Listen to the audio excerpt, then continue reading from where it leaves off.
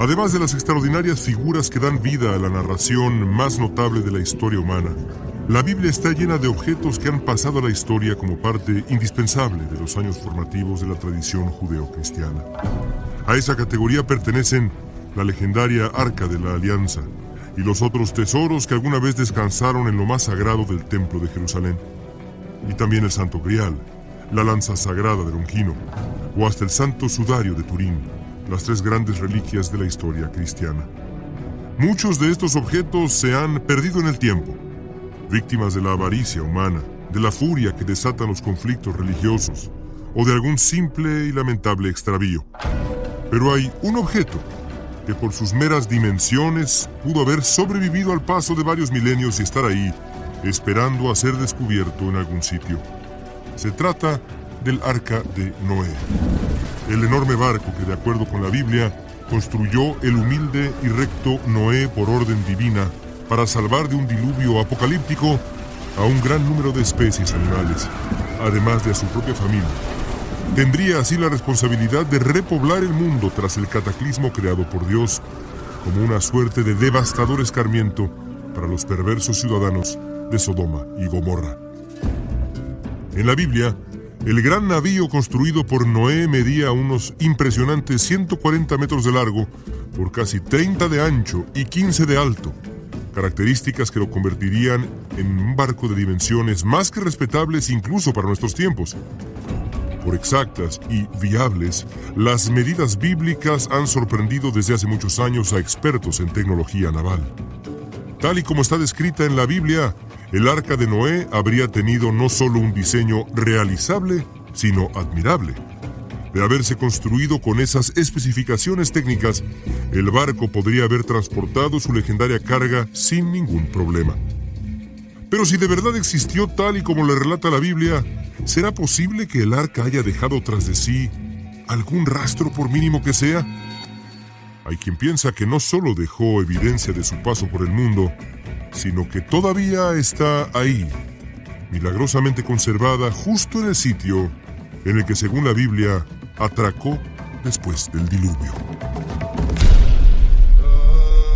La improbable historia de la búsqueda de los restos del Arca de Noé comienza naturalmente en las páginas de la Biblia. Para averiguar dónde puede hallarse en nuestros tiempos el enorme navío que utilizó Noé para salvar a su familia y a decenas de especies animales durante el diluvio universal, lo primero que se debe hacer es consultar la única fuente confiable sobre el destino final del arca. De acuerdo con la Biblia, el Arca de Noé encontró tierra en las alturas de lo que es hoy y era entonces el monte Ararat, en Turquía. Las montañas de Ararat, incluido el pico más alto de casi 6.000 metros de altura, se levantan imponentes en el este de Turquía y han sido parte importante de su paisaje desde tiempos inmemoriales. A lo largo de los siglos, los arqueólogos han descubierto centenares de piezas que revelan que ambos picos del Ararat han sido usados desde siempre como sustento y vivienda, a pesar de las condiciones inhóspitas que caracterizan a sus regiones más elevadas. El Ararat es el lugar predilecto de quienes buscan los restos del Arca de Noé, y no solo por las referencias bíblicas. La tradición oral de la región también identifica esa zona como el lugar donde el enorme navío finalmente encalló. Las referencias al arca y al monte recorren los siglos. Como era de suponerse, la leyenda del arca escondida en el Ararat generó mitos que por siglos complicaron las posibles misiones de rescate de los vestigios. Los armenios, por ejemplo, insistían en que ningún hombre podía acercarse al arca o los restos de ella sin que se redujeran de inmediato a polvo. El recelo regional y lo complicado del terreno de las montañas turcas hicieron imposible la exploración hasta bien entrado el siglo XIX. Pero entonces, algo de verdad notable sucedió.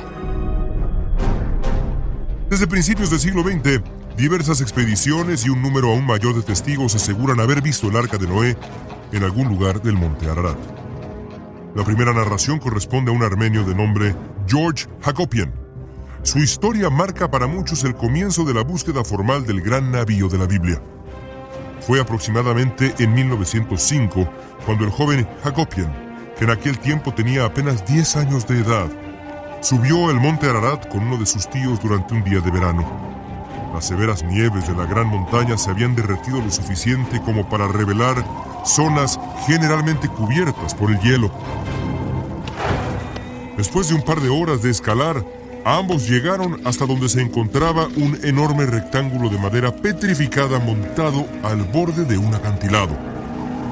Al principio, Hagopian pensó que aquello era una casa, pero pronto se dio cuenta de las dimensiones de ese enorme objeto.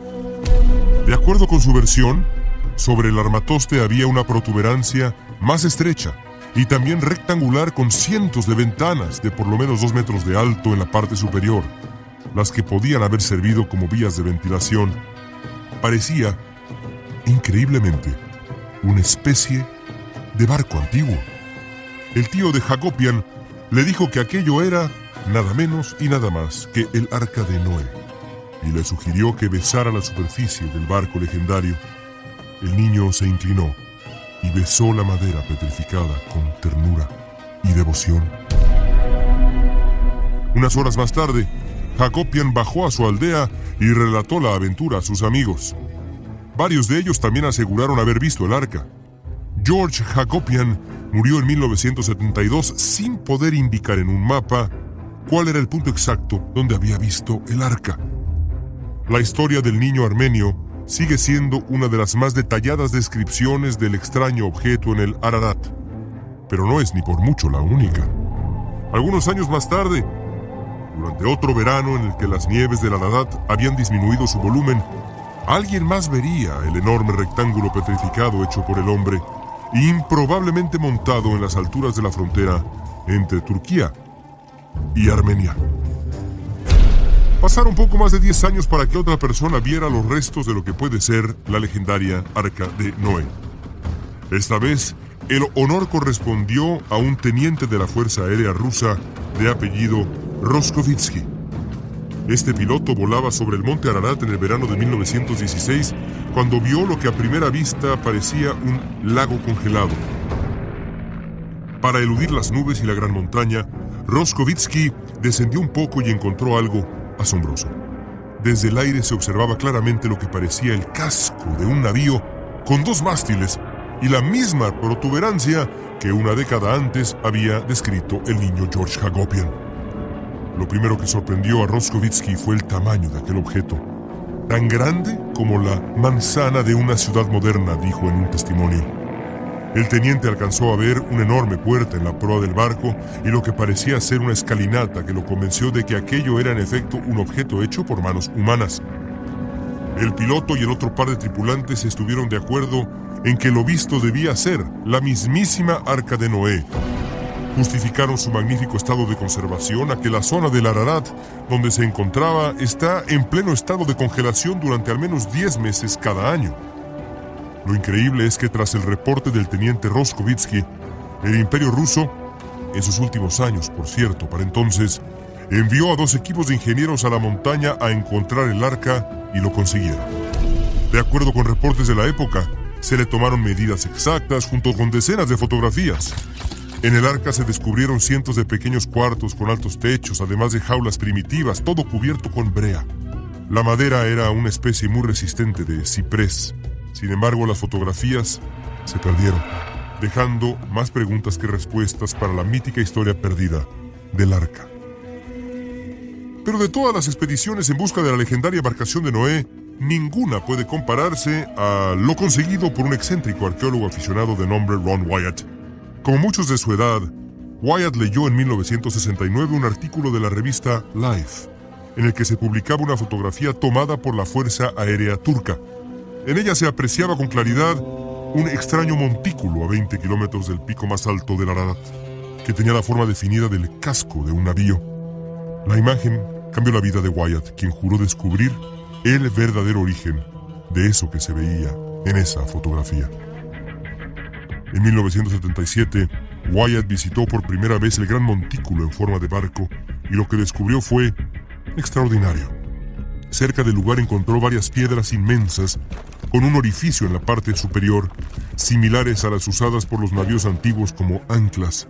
2 años más tarde, Wyatt regresó para descubrir que un terremoto había sacudido la zona exponiendo las paredes del montículo.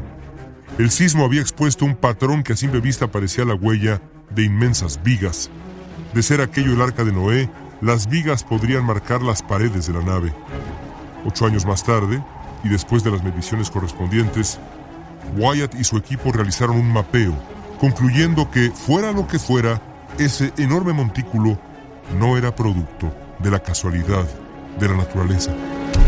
Para Wyatt, la fuerte presencia de hierro era evidencia de la erosión natural de los herrajes que alguna vez formaron parte del navío. El descubrimiento llevó al gobierno turco a aceptar que aquel era quizá el lugar de descanso definitivo de la legendaria Arca de Noé. Al poco tiempo, Wyatt realizó una larga serie de análisis a varias piezas rocosas encontradas en el lugar. El resultado fue, claro, se trataba de madera petrificada. Hasta ahora, el montículo a 20 kilómetros del Ararat es reconocido como el posible destino del Arca de Noé. Pero ¿será posible que ese otro enorme objeto que vieran George Hagopian y el teniente ruso a principios del siglo XX en el propio monte Ararat siga escondido ahí, bajo las nieves milenarias en la frontera entre Turquía y Armenia, y sea la verdadera Arca de Noé? Solo el tiempo dirá.